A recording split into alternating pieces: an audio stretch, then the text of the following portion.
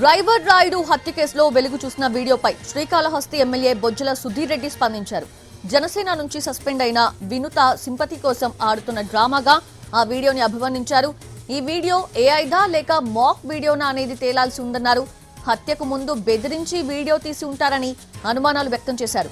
కూటమి ప్రభుత్వంలో ఉన్నందున సర్దుకొని పోవాలని ఈ రోజు వరకు తాను మాట్లాడలేదని, ఆమె ఏ రోజు తమతో కలిసి పనిచేయలేదన్నారు. ఇలాంటి చెత్త రాజకీయాలు చేసే వారిని వదిలిపెట్టొద్దని సిట్ ఎంక్వైరీ జరిపించాలని డిమాండ్ చేశారు బొజ్జల సుధీర్.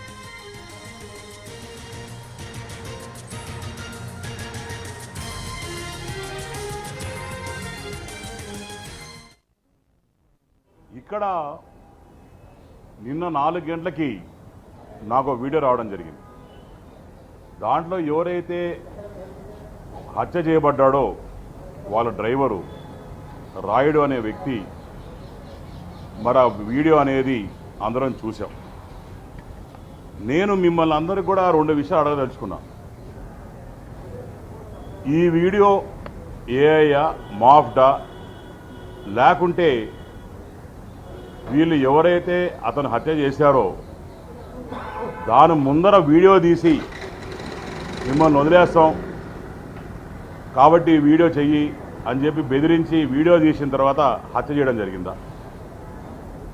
పోనీ ఆ రాయుడు అనేటోడు బతుకుంటే అన్నా అతన్ని పిలుచుకొచ్చి కూర్చొని మాట్లాడి ప్రజల సమక్షంలోనే ఇది తేల్చుకునేటోళ్ళం. కానీ ఇక్కడ విడ్డూరం ఏమైందంటే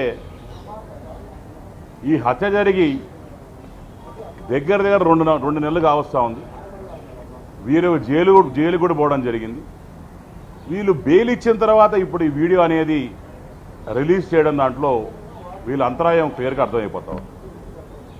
ఒక సింపతి తెచ్చుకోదానికో లేకుంటే కష్టపడి గెలిచి ఈరోజు మంచి పేరు తెచ్చుకొని శ్రీకాళహస్తిని అభివృద్ధి చేస్తున్న నా మీద బురద జల్లదానికో చేస్తున్నారని చెప్పి ఒక క్లియర్ కట్ సంగతి తప్ప దీంట్లో వాళ్ళ డ్రైవర్తో నాకు డిపాజిట్లు కూడా గెలవని వాళ్ళతో ఆ రోజు మాకు వాస్తవాన్ని ఈ రోజు వరకు కూడా నేను ఆవిడతో ఎన్నో ప్రాబ్లమ్స్ ఫేస్ చేశాను ఎలక్షన్స్ ముందర కూడా.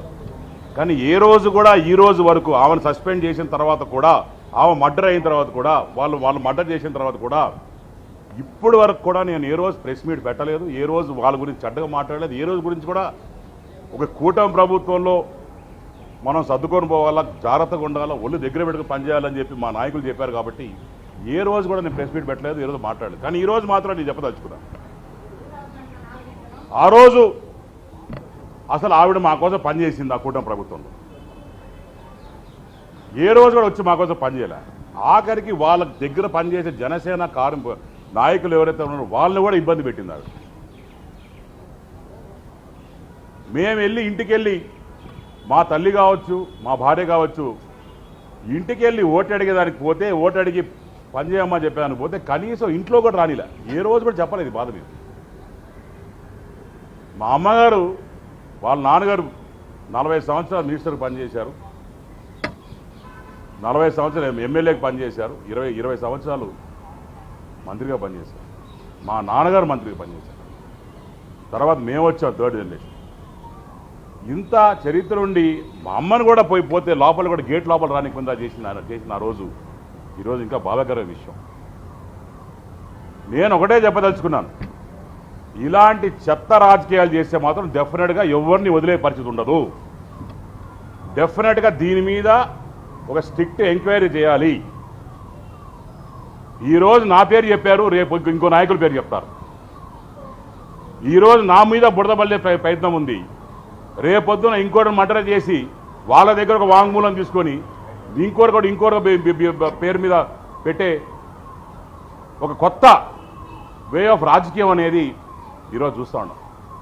నేను కూడా చిన్నప్పటి నుంచి రాజకీయంలో ఉన్నాం. దాని తర్వాత నాన్నగారితో ఎన్నో చూశాను. కానీ ఇలాంటి చిల్లర రాజకీయాలు ఎప్పుడు కూడా జీవితంలో కానీ విని ఎరిగినట్టు ఎక్కడా లేదు. బాధేస్తుంది ఇవన్నీ చూస్తుంటే. అప్పుడప్పుడు అనిపిస్తూ ఉంది ఏ రకంగా వీళ్ళు పోతూ ఉండరు. అంటే మర్డర్ చేసేసి రెడ్ హ్యాండెడ్గా సీసీటీవీలో దొరికిపోయి చెన్నై ఎస్పీ గారు వచ్చి ఓపెన్గా చెప్పిన తర్వాత వీళ్ళు ఇంకా కూడా బయట వచ్చి సెల్ఫీ వీడియో ఆమె చూశాను నేను, నాకేం సంబంధం లేదు కాబట్టి నాకు బెయిల్ వచ్చింది. మర్డర్ చేసిన వాళ్ళు ఎవరికన్నా బెయిల్ వస్తుంది, దాని తర్వాత ఎంక్వైరీ జరుగుతుంది, దాని తర్వాత శిక్ష పడుతుంది. బెయిల్ వచ్చినంత మాత్రాన వీళ్ళు మర్డర్ చేసిన కాదు కదా. రెడ్ హ్యాండెడ్ దొరికిపోయి ఒప్పుకున్న తర్వాత ఈరోజు సెల్ఫీ వీడియోలు పెట్టడం ఏంటండి? నేను ఒకటే ఇంకోటి కోరుకుంటున్నాను, స్ట్రిక్ట్గా దీన్ని దర్యాప్తు చేయాలా. నేను దేనికైనా సిద్ధంగా ఉన్నాను, ఏ ఎంక్వైరీకైనా సిద్ధంగా ఉన్నాను. ఎక్కడ రమ్మంటే అక్కడికి వచ్చి మాట్లాడతాను. ఇక్కడ చేయని తప్పుకి జైలుకు వెళ్లామన్న బాధ కంటే తాము హత్య చేశామని చెప్పటమే బాధగా ఉందన్నారు కాళహస్తి జనసేన పార్టీ మాజీ ఇన్ఛార్జ్ కోటా వినుత.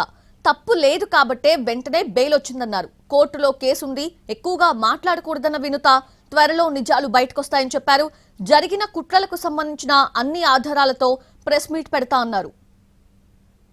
అందరికీ నమస్కారం.